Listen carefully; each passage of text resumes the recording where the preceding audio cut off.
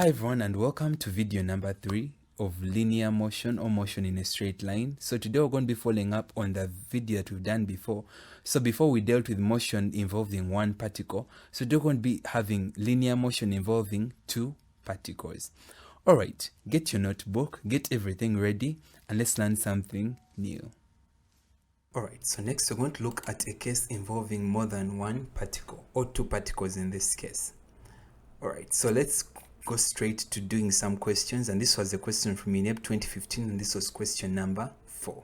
So I'm being told that two cyclists A and B are 36 meters apart on one straight road. Cyclist B starts from rest with an acceleration of 6 meters per second squared, while A is in pursuit of B with velocity of 20 meters per second and acceleration of 4 meters per second squared. So find the time it takes when A overtakes B. So this is significant, and this is slightly different from the ones we've been doing before, but these are doable. So in this case, we're also going to first draw a sketch, and then what we're going to do is in our sketch, we now have the straight road that we've actually sketched, and then we are going to first put the two cyclists. So we have cyclist B right there, and we're told that cyclist B starts from rest. That's why UB is 0 meters per second, and then the acceleration of cyclist B is 6 meters per second squared. Then we can actually see that cyclist A, who is a little bit behind cyclist B, was starting with an acceleration of 20 meters per second, and cyclist B A was starting with an initial velocity of 20 meters per second and an acceleration of 4 meters per second squared. And as we've been told in the question that the cyclists are 36 meters apart, and that's what we end up having there. So now we're being asked, find the time it takes when A overtakes B. Now for A to overtake B, it means that there is actually a point that they actually also meet together, and that is going to be very important for us. So that means we're going to be interested in the speed at that point. So we're going to need the speed of cyclist B at the point where they meet, and that's what we call VB. And then we're going to need the speed of cyclist A at the point which they meet, and that's what we're going to call VA. Now we can see that now the distance moved by cyclist B to the meeting point is going to be represented as SB. And that also means that the distance of cyclist A to the point where they meet is also going to be equal to SA. So in this question, we're going to let SA to be equal to X. And if we let SA to be equal to X, it also means that SB is also equal to X minus this 36. So SB can also be presented as X minus 36. So now we need to put them in a way that is common, and that with a similar common term that enables us easily solve the question. Alright, so now let's deal with cyclist B. So when it comes to cyclist B, we can actually see that we know what U is, we know what A is, and we know, but we don't know what V is. So now we're going to deal with, but we also know what SB represents, which is X minus 36. So now, and we're interested in time. So to make work on these questions, we're simply going to use the second equation of motion.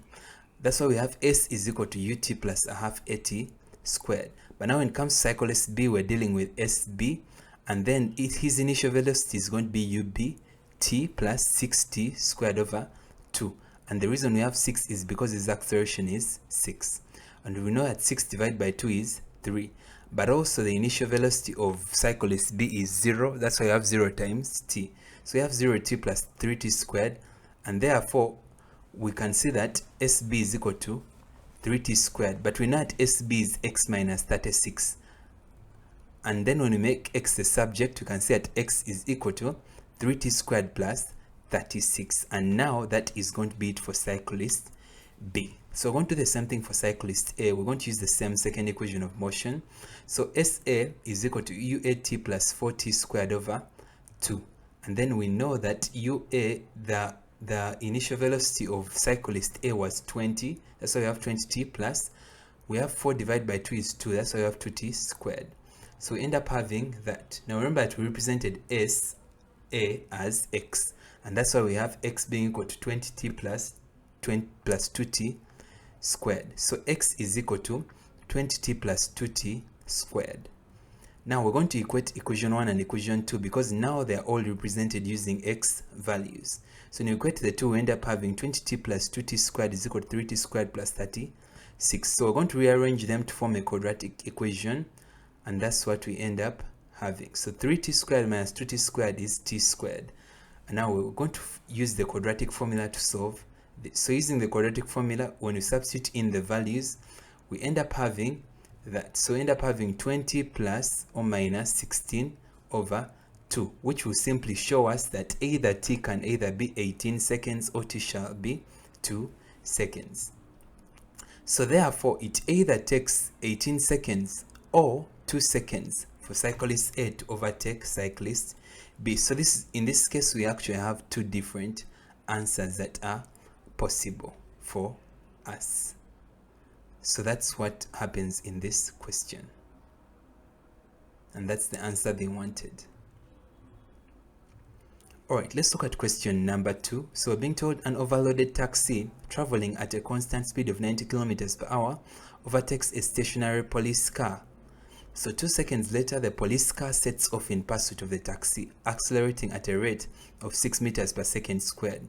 How far does the traffic car or police car travel before catching up with the taxi? So this is almost similar to the one that we've just done before. So we're also going to do the same thing. But first of all, we're going to first convert that 90 kilometers per hour to meters per second. So we end up having u being equal to 25 meters per second. And that is going to be the starting point of the taxi.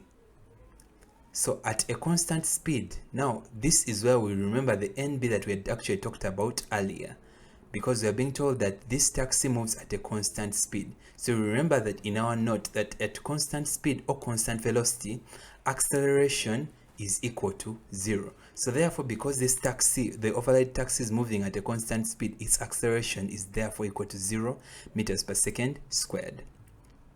So now we're going to illustrate this in a diagram. So now the difference with this is the taxi was moving at a certain point and it first met a stationary police car. So that means we're going to have the meeting point early. So there's going to be a meeting point at the very beginning. So when they first met, we can actually see that UA was 25 meters per second and then AA for the taxi. So we're representing the taxi with letter A and we're going to represent the police car with letter B. So UA is 25 meters per second, AA is definitely now 0 meters per second, and because the police car was stationary, it means its starting speed UB was 0 meters per second, and its acceleration later became 6 meters per second squared. Now in this case, we also know, in this case the times are not given, but now if the time taken by taxi A until the point that the police car met it, what we're going to do is we're going to let that TA be equal to T because it is unknown. But we are told that 2 seconds later the police car also sets off. So that means now we're going to compare to the time TA. Now that means we're going to have a difference of 2 seconds. So that means that the time we're going to give the police car is going to be equal to T minus 2, which is going to be a difference of 2 seconds. Now in this case, there are going to be two different meeting points, because later on the police car caught up with the taxi. Now we're interested in the speeds at that point. So the speed at the second meeting point is VA and the other one is VB. Now we're going to have something similar. Now we can see that the distance traveled by car A up to the second meeting point from when they first met is now going to be equal to the same distance SB from where it first met the police car. So now both are going to be represented by X values. Alright, so for the taxi A, we can actually see that we're going to use the second equation of motion. So now SA is going to be equal to UAATA plus AATA squared over 2. But remember that TA is represented by T. And then we know what UA is. So X is going to represent SA. So we end up having X is equal to 25T plus 0T squared over 2. Then we'll end up having X as 25T. Then when it comes to the police car B, remember that there was a time difference of 2 seconds. So that means its time is T minus 2. But also remember that its SB value is also going to be equal to X. So you end up having UB into T minus 2 plus AB into T minus 2 squared over 2. And then this is what you end up having. So X is equal to that. So you can actually 0 times T minus 2 is 0. So we end up having that main equation. 6 divided by 2 is 3, so that's why we end up having that. So when you open those brackets, you can actually see that when you square them, we end up having t squared minus 40 over plus 4. Then multiplying everything by 3, this is what we end up having. So x is equal to 3t squared minus 12t plus 12. So now we have two different equations that represent the value of x. Now we're going to equate equation 1 and equation 2, and therefore we have 25t being equal to 3t squared minus 12t plus 12. So collecting like terms and bringing everything together, we're going to form a quadratic equation. So we end up having 0 is equal to 3t squared minus 37t plus 12. So from quadratic formula, we can substitute in the values into the quadratic formula, and this is what end up having 37 plus or minus 35 over 6. So t is either 12 seconds or a third seconds, or 1 over 3 seconds. But we also know that if t is 1 over 3 seconds, the value of tb would be a negative. Therefore, we use t as 12 seconds. Now what happens is if you substitute this value of t into the equations that would actually derive, you can actually see that the value of tb would be a negative. So when you substitute the value of tb with when we put a third here, if tb is a third, we know a third minus 2 is a negative, and therefore that is not right. That is why we stick with t being equal to 12 seconds. Alright, and then from equation 1, we can actually see that x is equal to 25t. So that means we can actually find the values of x. So x is equal to 25 times 12, and then therefore x is equal to 300 meters. So therefore the traffic car or the police car travels 300 meters before it catches up with the taxi, and that is the answer they wanted. So UNEB 2014 question number 12, it said a lorry starts at a point A and moves along a straight horizontal road with a constant acceleration of 2 meters per second squared. At the same time, a car moving with a speed of 20 meters per second and a constant acceleration of 3 meters per second squared is 400 meters behind the point A and moving in the same direction as the lorry. Find how far from A the car overtakes the lorry, and then the speed of the lorry when it is being overtaken. Alright, so let's solve this, but first of all we're going to represent it on a diagram. So here's the lorry. So this is the lorry starting at point A, moving along a horizontal road. Obviously you can see its acceleration is 2 meters per second squared, and actually you can see its UA is 0 meters per second, because we are being told that the lorry starts at that point A. So the lorry starts with 0 meters per second. So that means the lorry was at rest. And then we're being told that at the same time a car moving with a speed of 20 meters per second and a constant acceleration of 3 meters is 400 meters behind the point A. So now this is how we represent the car and with its different units. So it's actually 400 meters behind the lorry.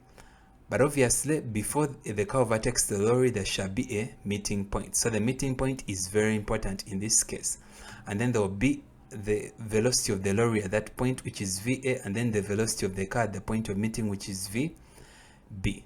So now putting other units, you can actually see that if the distance, we're going to let the distance A to the distance of the lorry to the meeting point, the distance moved by the lorry until the meeting point, which is SA, we're going to let that be equal to X. So that's why we're going to present this distance for the lorry's movement to X. And then that will definitely mean that the total distance that this car moves until the meeting point is 400 plus X, and that's what we end up having there. So therefore, when we're being asked to find how far from A the car overtakes the lorry, we are going to now we have something that we can actually work with. So now let's deal with the lorry. So for the lorry, we're going to use the second equation of motion again, because of the units that we actually have. Now we can see that it will be equal to SA is equal to U.A.C.E plus 2t squared over 2.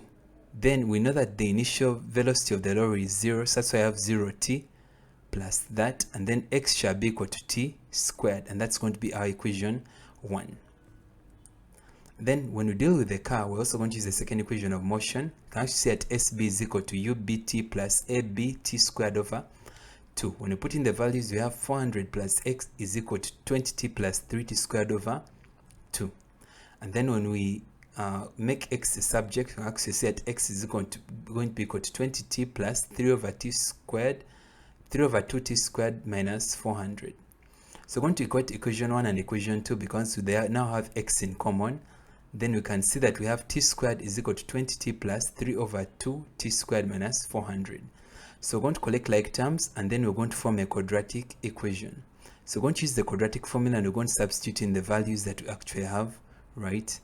So when we use the quadratic formula, we end up having the value of t as either being 4.64 seconds, 14.64 seconds, or t is equal to negative 54.64 seconds.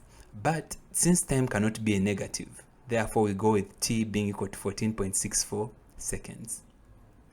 So from equation 1, we can see that x is equal to t squared.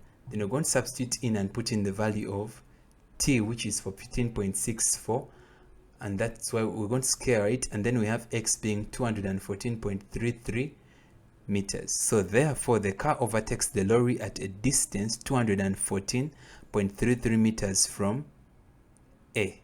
And the reason why we go with 214 is because that represents the distance moved by the lorry, which is SA, and because the lorry started from the point A to the meeting point, then therefore that is the distance that we are looking for. Alright, so when we go to part 2, we're being asked for the speed of the lorry when it is being overtaken.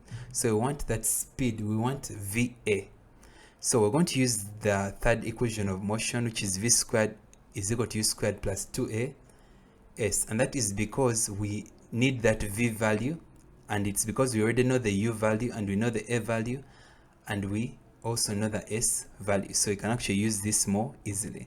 So VS squared is equal to US squared plus 2 times 214.33, and it's because we already know the distance that the lorry would have moved by the time that it's at the meeting point. So this is going to be easy to do.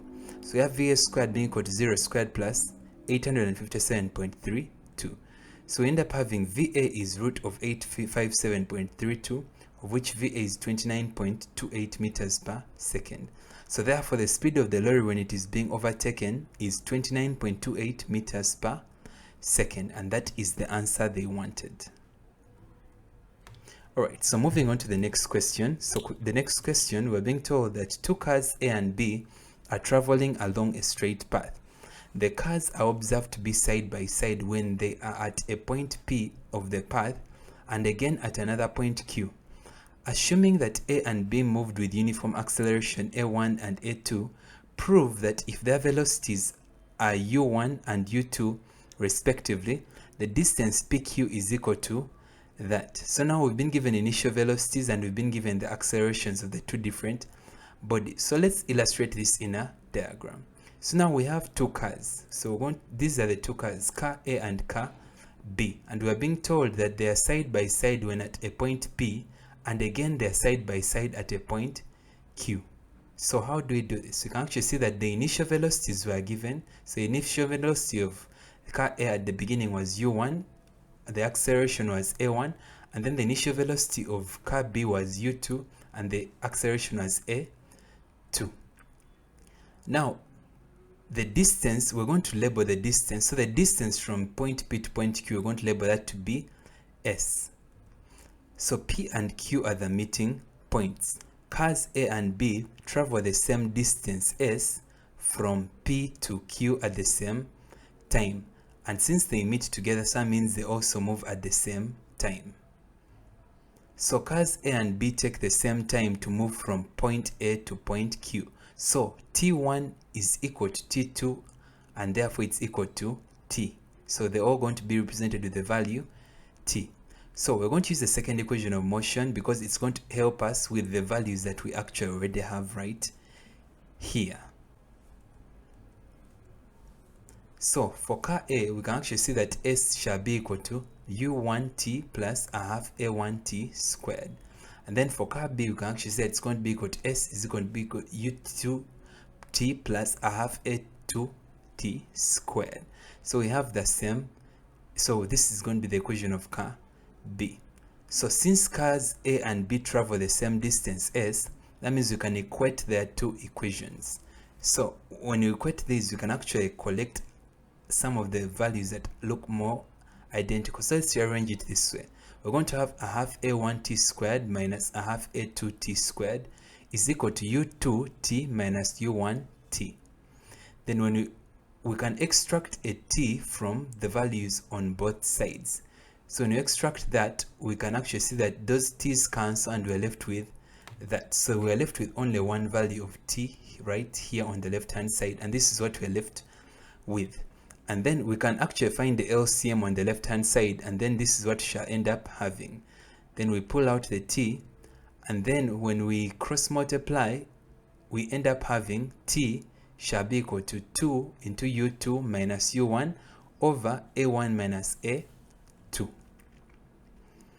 Alright, so now we've said that the values of t are similar in both. And now we are dealing with the distance PQ. So we are interested in proving the distance PQ. But remember that S represents the value of PQ. So now we're going to substitute the value of t that we found into any of the two equations. So I've chosen to substitute into equation 1. But you can substitute in any and you still get the same proof. So we know that S is equal to u1t plus a half a1t squared. That is our equation 1. So let's substitute in the values of t. And that's what we end up having. So when we expand or open brackets, this is what we end up having as our next value. And then we can actually see that right here, when we multiply the different values, 2 times 2 is 4. And then we can actually see that this times this is going to be, it's the same as that being squared, because the values are actually identical, and that's the same thing right there. So this is what we end up having as our next value. And here, right here, when you multiply this inside, you end up having 2u1, and that's what we end up having right there. Alright, so as the next step, we can actually see that when we expand this, we're going to expand this value at the top, and the reason we leave the value at the denominator as it is because when I look at the final proof, I can actually see that we have the denominator as a1 minus a2 over squared. So that means I would rather keep this as it is at the denominator and not change it. So we're going to first deal with the numerator. So when you expand this, this is what we end up having. And then we can actually see that when we multiply this 4 within the brackets, we end up having that. And then next, I'm going to multiply everything by this a half that I have outside here. I'm going to multiply the half inside here. And as you can see that these will reduce and we'll end up having that right there. That's a more simplified version of that value. And now I can actually find the LCM. So the LCM for this and this is actually this value. So the LCM is a1 minus a2 squared. Then when we have this divided by that is equal to that value itself. And then I'll multiply this by the value at the top. And this is why I have it that way. And then this divided by itself is 1. 1 times this, it remains as it is. And then what I'm going to do next is I will now multiply these two values and open brackets. So this expansion, so I'm going to keep the 2u1 outside, then I'll multiply these two different brackets, and this is the value that they give me. So when I also multiply this a1 into these brackets, this is the expansion that I get. So now when I multiply the 2u1 into the brackets, this is what I get as my expansion. So now from this expansion, I can actually see now that there are values that actually cancel. So I can actually see that this cancels with that.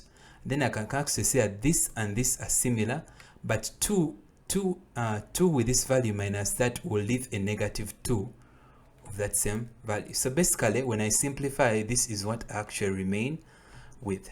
We're going to consider each pair differently. So now we're going to first consider this pair. So from this pair, I can actually see that I can factorize out 2a2u1, and in brackets I'll remain with that. Then I can also factorize out 2a1u2 from these values, and this is what I'll remain with in brackets. And then I can actually see that this value in bracket here and this value in bracket here are supposed to look similar if I'm to apply a knowledge that I know from quadratic equations. But how am I going to do that? Now I need these two values to look similar. So what I'm going to do is I'm going to extract out a negative from here so that I have this value also being equal to u1 minus u2. So when I extract out a negative, this value here will become a negative, and then this will be rearranged and I'll have u1 minus u2. and this is what I end up having. So now that they look similar, we can actually now separate them, and this is now the same as that. So it's the same as 2a2u1 minus 2a1u2 brackets into brackets u1 minus u2. So when you multiply these two brackets together, they will take you back to the value that you actually have right here. So this is what they look like in a more simplified version. Alright, so now basically what's left is I can factorize out the 2 from here, and this is what I end up having. And then if I rearrange them, I can actually see that they're actually similar to what I actually have in the proof. So we now have S, which is PQ, is equal to 2 into u1 minus u2 brackets into u1 a2 minus u2 a1 brackets over a1 minus a2 brackets squared, and hence we've proved our equation. Right, so moving on to question number 5. So we're being told two particles are traveling along a straight line AB of length 20 meters. At the instant when one particle starts from rest at A and travels towards B with a constant acceleration of 2 meters per second squared, the other starts from rest at B and travels towards A with a constant acceleration of 5 meters per second squared. Find the time after which the two particles collide and how far from A they will collide. Now this is an easy one. So these are the two cars. So we're being told that there is a collision that actually happens. And most importantly here, we're being told that at the instant when one particle starts, the other also starts moving. Alright, so now we're looking at car A. So car A is starting from rest, and it's going to start at 0 meters per second. And then car A is also moving with an acceleration of 2 meters per second squared. So car B is also starting from rest with 0 meters per second, and then at an acceleration of 5 meters per second squared. Therefore, we can also see that the distance in between the two is 20 meters. And then we're going to use SA to represent the distance that the car A moves, because now we're assuming that there's going to be a collision happening. So there's going to be a collision, and then SB is going to be the distance that the car B moves until the point of collision. So this is going to be representing the collision point and the distance that each individual would actually have moved. But we can actually see that at the point of collision, that SB is equal to 20 minus SA. So to get this distance SB, it's the same as this 20 minus this SA. So you can actually represent SB in terms of SA that way. And that's going to be important for our question.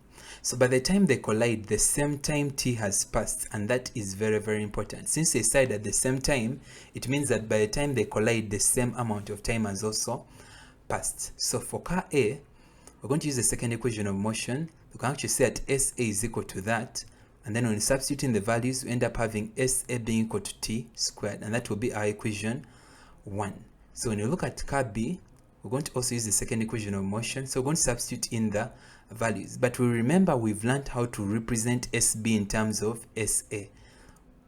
Let's first substitute in the values, but we also remember that SB is equal to 20 minus SA.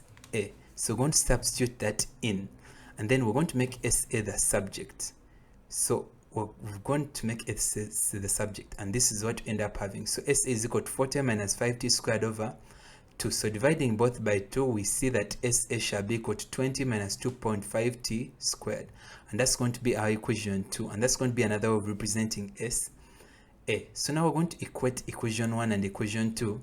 And then we can actually say that we'll have t squared is equal to 20 minus 2.5t squared. So when we're going to add t squared to 2.5t squared, and we'll have 3.5t squared.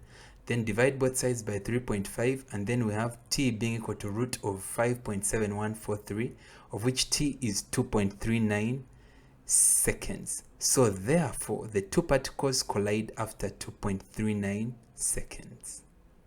And that's what they wanted. And then, substituting for t in equation 1, we can actually see that SA shall be equal to t squared, and therefore SA is 2.39 squared. So SA is equal to 5.7143 meters. So therefore the two particles collide 5.7143 meters from A. And the reason we used SA is because that is how you calculate the distance from the starting point of A. And that is actually what they wanted.